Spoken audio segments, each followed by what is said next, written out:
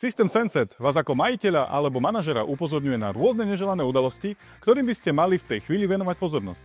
Dnes si povieme o 5 z nich. Má práve vodič v aute problémového zákazníka? Vie na to upozorniť a tiež do situácií napísať správu.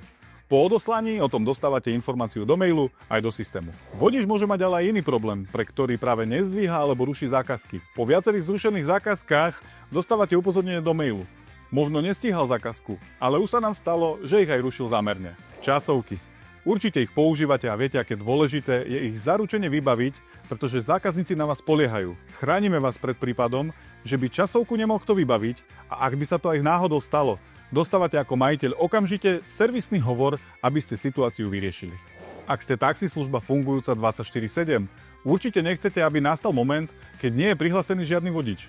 Ak by sa to predsa len stalo, hneď sa o tom dozviete. Alebo vám niekedy pracuje len jeden vodič? Sledujeme aj to, či je dostupný práve na telefóne. Ak by nebol, okamžite dostávate servisný hovor, pretože už nie je na zmene nikto iný, kto by tie zákazky vybavoval. Našli ste sa v týchto situáciách? Deje sa to aj vo vašej firme?